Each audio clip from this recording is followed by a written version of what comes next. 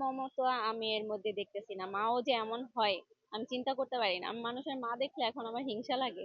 আসলেই কি ওদের মা আর আমার মা তফাৎ নাকি? আমি চিন্তাই করতে পারি না যে ওই মায়ে এই মা।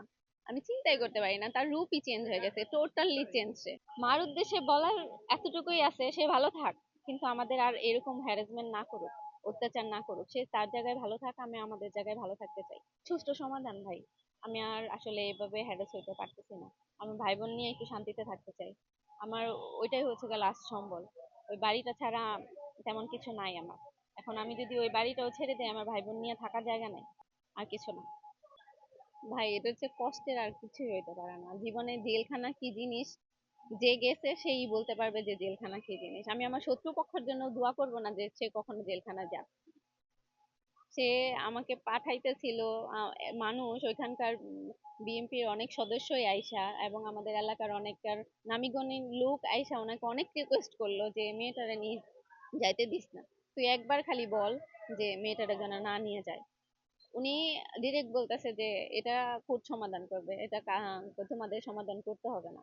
আমিও কি আছে ভাই, অনেক স্মৃতি আছে। কারণ ওনার সাথে আমি অনেক ফ্রি ছিলাম। এলাকাবাসী সবাই জানতো যে আমরা অনেক ফ্রি ফ্রেন্ডলি, এবং আমাদের ফ্যামিলি একটু আলাদা, সবাই মানে ভালোবাসতো। কিন্তু সে যে এইভাবে চেঞ্জ হবে, কেউ এটা নিতেই পারতেছে না। আপনি যদি আমাদের এলাকায় যান, কাউরে জিজ্ঞেস করেন, যে কাউরে, তাহলে আপনি দেখতে পারবেন।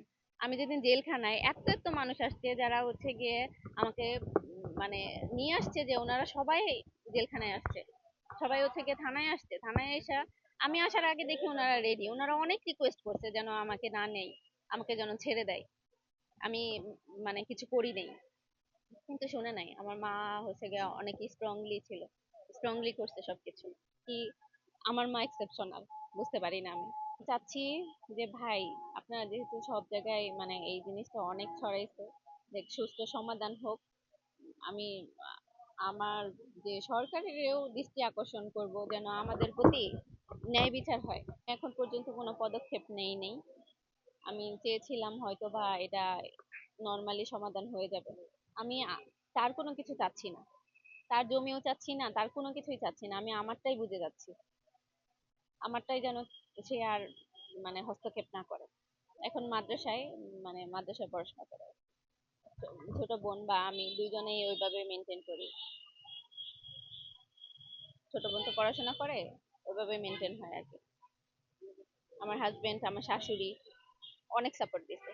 সত্যি কথা বলতে যে ওনারা অনেক সাপোর্ট করছে আমাকে এখন পর্যন্ত।